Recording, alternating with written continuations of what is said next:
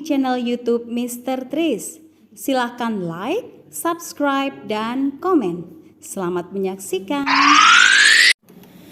Assalamualaikum warahmatullahi wabarakatuh. Saudara-saudara sekalian, mahasiswaku yang berbahagia, hari ini saya akan mencoba berbagi materi mengenai model pembelajaran ekspositori. Setelah beberapa model pembelajaran yang kita bahas kemarin, sudah saatnya yang terakhir ini saya akan berbagi tentang model pembelajaran ekspositori. Saudara sekalian, model pembelajaran ini tergolong konvensional, artinya pembelajaran masih menekankan terhadap guru atau yang disebut dengan center guru, itu ya. Namun demikian, model ini tidak boleh lantas kita melupakannya, bahkan meninggalkannya misalnya. Sebab sewaktu-waktu kita akan dihadapkan dengan misalnya salah satunya materi, karakteristik peserta didik yang akan menjadi sasaran model pembelajaran kita, atau misalnya karena alasan lain yang menghendaki kita harus melakukan dan menggunakan model ini, ya kita tentu harus melakukannya dengan baik.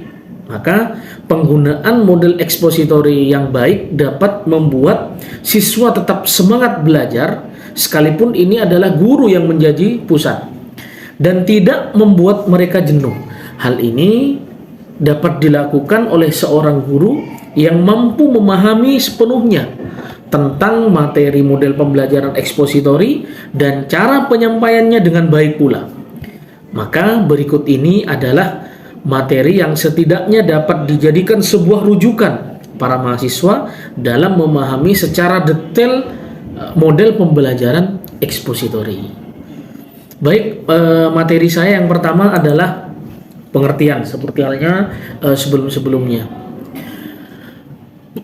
Model pembelajaran berbasis ekspositori adalah pembelajaran yang menekankan kepada proses penyampaian materi secara verbal dari seorang guru kepada sekelompok siswa, tentu di kelas ini, dengan maksud agar siswa dapat menguasai materi pembelajaran secara optimal. Nah, saudara sekalian, metode pembelajaran ini tentu dirancang khusus untuk menunjang proses belajar siswa yang berkaitan dengan pengetahuan prosedural tentunya, kemudian pengetahuan deskriptif atau deklarasi yang terstruktur tentunya dengan baik, yang diajarkan dengan bertahap selangkah demi selangkah, yang itu yang menjadi peran model utama adalah seorang guru. Maka tidak jarang model pembelajaran berbasis ekspositori ini berbentuk pendekatannya adalah pendekatan berorientasi kepada guru atau yang disebut dengan teacher center dan lain sebagainya. Pokok guru yang paling banyak berperan. Karakteristik dalam metode pembelajaran ekspositori ini bentuk dari pendekatan pembelajaran kepada guru tadi yang disampaikan. Dikatakan demikian kenapa? Karena metode ini guru memegang peranan penting. Kemudian guru sangat dominan dalam hal ini. Melalui metode ini, guru menyampaikan materi pembelajaran tentu secara struktur, dengan harapan materi pelajaran yang disampaikan itu dapat dikuasai oleh siswa dengan sangat baik. Seperti itu, saudara sekalian. Jadi pada model ini saudara-saudara jangan terlalu anti melihat materi ini. Kalian itu paling tidak melihat guru karena dominan ini tidak perlu kita pelajari, itu jangan. Karena nanti pada saatnya kita sangat butuh ini. Tetapi ini bukan menjadi satu-satunya model pembelajaran yang harus dilakukan oleh guru, tetapi ini adalah pilihan ketika nanti menghadapi materi-materi tertentu, kita akan bahas selanjutnya. Nah, itu pengertian. Jadi intinya saudara sekalian bahwa Model pembelajaran ekspositori ini menekankan gurulah yang paling banyak bermain dalam hal ini pembelajarannya, kemudian yang sangat banyak dominan melakukan proses penyampaian materi. Kemudian saudara sekalian, sekarang kita bahas karakternya. Karakteristik model pembelajaran ekspositori. Saudara sekalian, yang pertama, model pembelajaran ekspositori ini memiliki karakteristik bahwa penyampaiannya secara verbal. Metode pembelajaran ekspositori ini dilakukan dengan cara penyampaiannya materi oleh guru itu penyampaiannya secara verbal. Artinya bertutur secara lisan merupakan alat utama dalam melakukan strategi ini atau model ini. Oleh karena itu sering orang mengidentifikasi bahwa model pembelajaran ini seolah-olah banyak ceramah yang didengar oleh siswa dari guru. Tapi tidak semua ceramah itu tergolong model pembelajaran ekspositori. Tapi ceramah itu termasuk kebanyakan digunakan guru menggunakan model ekspositori itu. Sehingga verbal itulah yang menjadi andalannya. Kemudian yang kedua, bahwa karakter dari model pembelajaran ini adalah konsep materinya sudah ada, sudah final, tinggal guru itu menyampaikan. Maka materi pelajaran yang disampaikan adalah materi pelajaran yang sudah jadi. Ya, seperti misalnya datanya itu sudah jadi, faktanya itu sudah jadi, termasuk konsep-konsep yang harus dihafalkan, yang harus dipahami, itu sudah final. Sehingga tidak menuntut siswa untuk berpikir ulang. Guru hanya menyampaikan saja secara deklaratif tadi, saudara sekalian. Nah, yang ketiga, karakteristik daripada model pembelajaran ekspositori ini bahwa target penguasaan ini satu-satunya hanya kepada materi. Nah, jadi tujuan utama pembelajaran ini, model ini adalah penguasaan materi itu sendiri, saudara sekalian.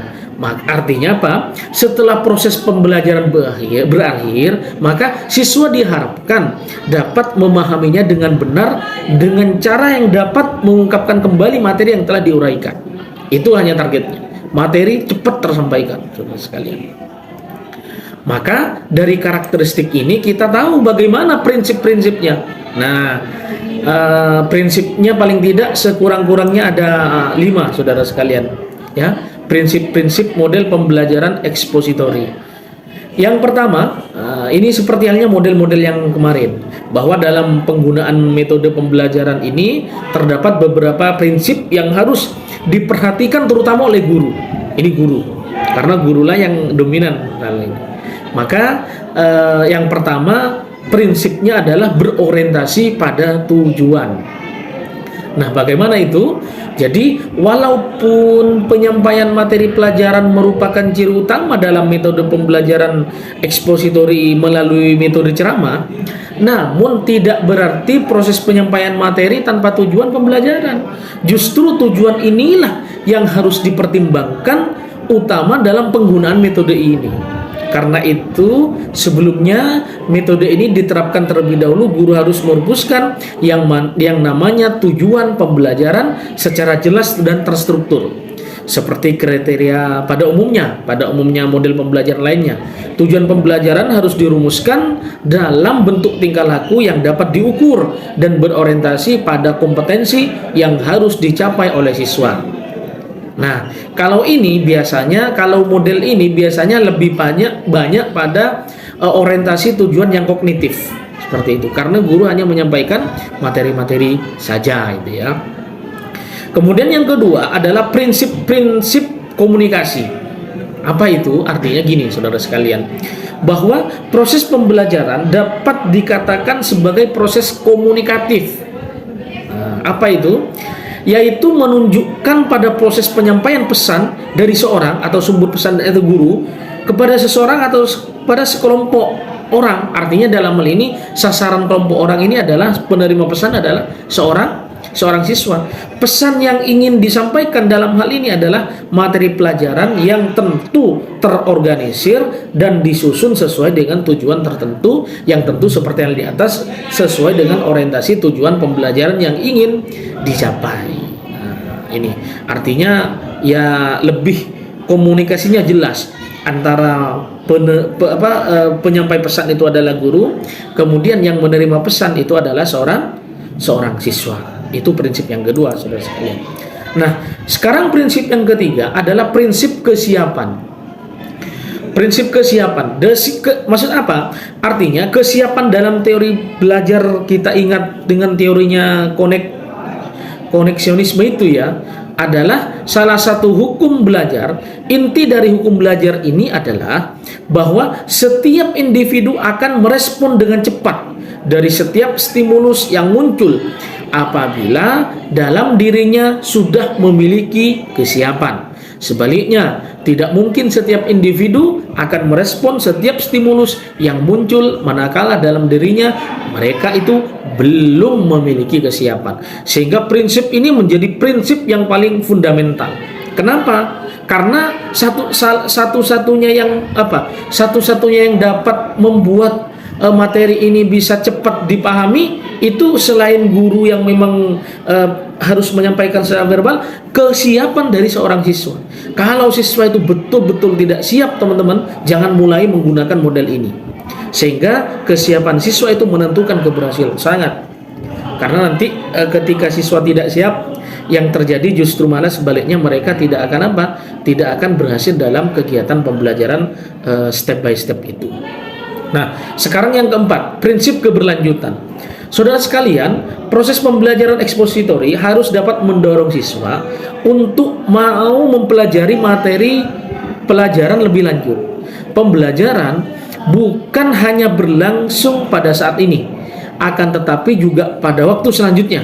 Ekspositori yang berhasil adalah apabila melalui proses penyampaian dapat membawa siswa pada situasi ketidakseimbangan, sehingga mendorong mereka untuk mencari dan menemukan atau menambah wawasan melalui belajar mandiri. Sehingga tindak lanjut penyampaian guru itu akan dilakukan oleh siswa secara mandiri. Kemudian yang kelima, prinsip kebaruan materi.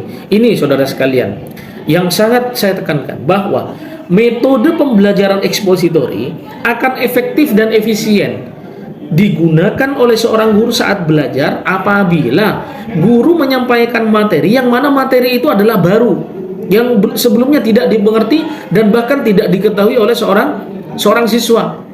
Maka ini membutuhkan kelihayan guru. Karena kalau misalnya menggunakan metode diskusi dan tidak jalan, maka harus apa? Yang harus dilakukan? Ya gunakan ekspositori. Nah, di sini yang membedakan, teman-teman. Diskusi menggunakan ini ya tidak jalan, mereka ya sama-sama tanya nanti. Nah, maka salah satu prinsipnya ada kebaruan materi ajar, sehingga kalau misalnya materi yang diajarkan baru itu bisa menggunakan model ini, sangat tepat sekali.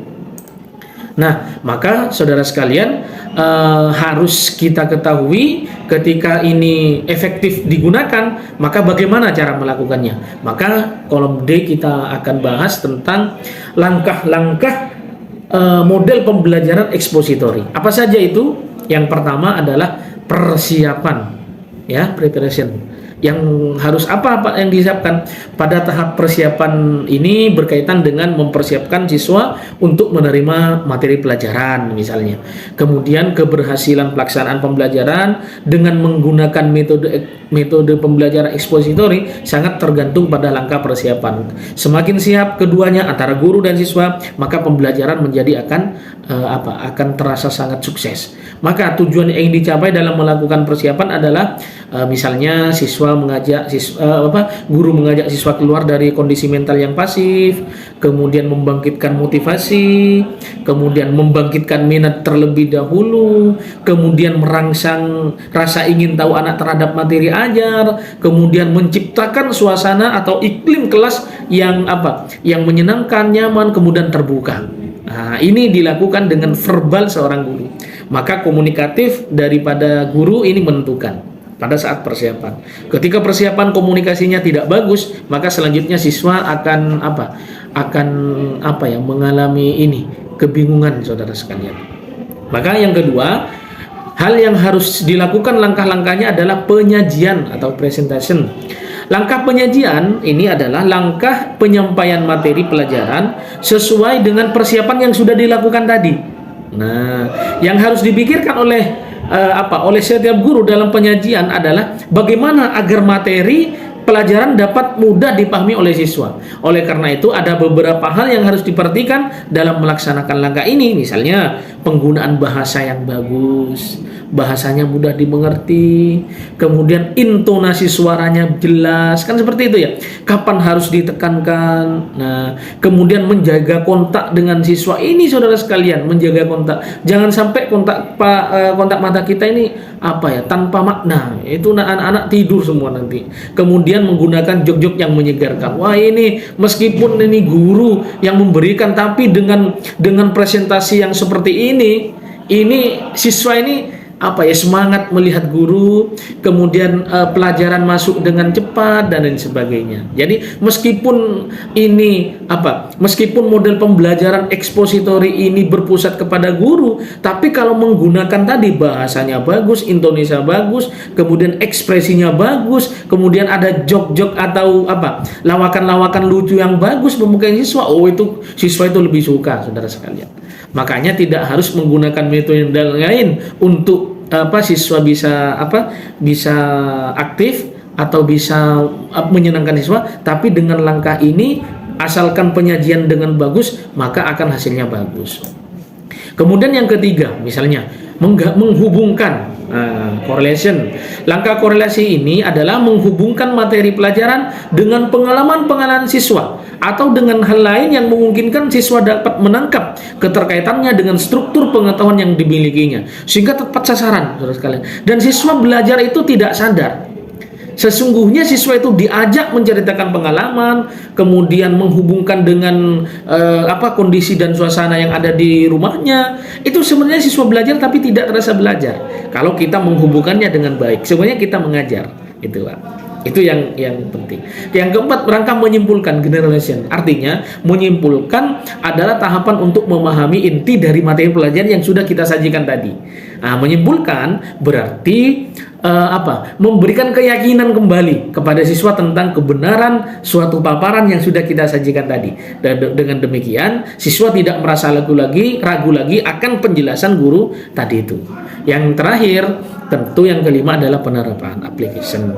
Langkah aplikasi adalah langkah untuk kemampuan siswa setelah menyimak penjelasan guru. Melalui langkah ini guru akan dapat mengumpulkan informasi tentang penguasaan dan pemahaman materi pelajaran oleh siswa, saudara sekalian. Nah, ini langkah-langkahnya. Kalau mengikuti langkah-langkah ini, insya Allah pembelajaran model ekspositori ini berjalan dengan lancar dan guru asik menyampaikannya. Siswa juga sangat nyaman dengan mendengarkan penjelasan meskipun guru itulah yang menjadi pusat pembelajaran maksudnya. Oke, yang mungkin ini terakhir, saudara sekalian. Kelebihan dan kekurangan model pembelajaran ekspositori. Baik, yang kelebihan sama dengan model-model yang lain. Yang pertama, kelebihannya dulu. Kelebihan yang pertama adalah model pembelajaran ini mudah dikontrol. Artinya, dengan metode pembelajaran ekspositori, guru bisa atau lebih mudah mengontrol urutan dan keluasan materi pelajaran. Nah, dengan demikian guru itu dapat mengetahui sampai sejauh mana siswa pemahamannya, bahan pelajarannya yang disampaikan. Kan seperti itu. Ayo, sudah misalnya pada tahap ini, tahap pertama menjelaskan A, sebelum lanjut ke B, kita lihat. Kan seperti itu ya. Oke, yang B adalah materi lebih luas tapi lebih efektif. Gini, metode pembelajaran ekspositori dianggap sangat efektif ya apabila materi pelajaran yang harus dikuasai cukup luas, sementara ini waktu yang dimiliki untuk belajar terbatas. Sehingga kita mampu memainkan irama penyampaian materi pembelajaran seperti itu. Meskipun banyak, ya kita rangkum apa saja yang penting kita utarakan dengan lisan kita. Nah, kemudian yang ketiga, salah satu kelebihannya adalah mudah dipahami materi konseptual. Melalui metode pembelajaran ekspositori ini, teman-teman, selain siswa dapat mendengarkan melalui penuturan penuturan tentang suatu materi pelajaran, juga sekaligus siswa itu bisa melihat atau bisa mengobservasi, bisa mengamati pelaksanaan demonstrasi apa yang diperagakan oleh seorang guru. Itu bisa, saudara sekalian. Cepat nanggapnya itu, karena dia melihat langsung. Kemudian yang D itu efisien. Bagaimana efisien itu? Metode pembelajaran eksposur ini digunakan untuk jumlah siswa dengan ukuran kelas yang besar. Itu efisien, saudara sekalian ya. Nah, maka ya kelebihan ini sama halnya dengan model-model yang lain ternyata memiliki kelemahan juga, saudara sekalian. Oke, kelemahannya, saudara sekalian. Yang kekurangan atau kelemahannya. Yang pertama, model ini hanya cocok bagi orang yang belajar visual saja. Kenapa? Metode pembelajaran ekspositori ini hanya mungkin dapat dilakukan terhadap siswa yang memiliki kemampuan mendengar dan menyimak secara baik, ya, mendengar, melihat dan lain sebagainya. Tapi kalau tidak punya kemampuan itu susah. Itu salah satu kekurangannya. Yang selanjutnya bahwa kurang melayani keunikan siswa. Metode pembelajaran ekspositori ini tidak mungkin dapat melayani perbedaan setiap individu, baik perbedaan kemampuannya, perbedaan pengetahuannya, minatnya, bakatnya, serta perbedaan gaya belajar terutama, gitu ya. Ada yang kinestetik, ada yang visual, ada auditori dan lain sebagainya. Sehingga ini ya kekurangannya memang di sini. Kemudian yang ketiga, kekurangannya itu pengembangan kemampuan siswa minim. Artinya apa? Karena metode pembelajaran ekspositori ini lebih banyak diberikan melalui ceramah kan ya. Nah, maka akan sulit mengembangkan kemampuan siswa, hal kemampuan misalnya sosialisasi, hubungan interpersonal, serta kemampuan-kemampuan berpikir, logis, kreatif dan sebagainya. Karena di sini adalah gurulah yang sangat dominan, teman-teman. Nah, yang selanjutnya adalah membutuhkan kemampuan verbal guru. Nah, ini yang paling mungkin menjadi salah satu kendala. Metode pembelajaran ekspositori ini sangat tergantung pada kemampuan yang dimiliki oleh guru, teman-teman. Seperti persiapan kemampuan bertutur, berkomunikasi terutama, kemampuan mengelola kelas, kemudian tanpa itu sudah dapat dipastikan pembelajaran tidak mungkin berhasil. Guru yang susah mencari jok-jok atau humor-humor atau cerita-cerita itu misalnya, itu lebih tidak disarankan untuk menggunakan ini. Maka yang selanjutnya sulit mengontrol pemahaman siswa, artinya apa? Gaya komunikasi metode pembelajaran ekspositori ini lebih banyak terjadi satu arah, ya kan? Maka kesempatan untuk mengontrol siswa masing-masing per individu itu menjadi sangat terbatas karena banyak itu, saudara sekalian. Nah, maka kami berharap bahwa meskipun model pembelajaran ini memiliki kelemahan dan kekurangan, termasuk juga di dalamnya itu masih konvensional, maka model ini tetap harus dibawakan secara modern. Model ini konvensional, tetapi guru harus membawakan secara modern, sehingga siswa tidak merasa jenuh dan tidak terlihat monoton pembelajaran kita akhirnya. Maka ya silahkan digunakan sebaik mungkin, terutama dipertajam masalah komunikasi secara verbalnya. Oke, saudara sekalian, terima kasih ya semuanya. Jika ini Bapak, Ibu atau saudara-saudara sekalian mahasiswa memiliki masukan, komentar, silakan tulis di kolom berikut ini. Baik, terima kasih. Ini semata-mata untuk kebaikan bersama. Terima kasih. Assalamualaikum warahmatullahi wabarakatuh.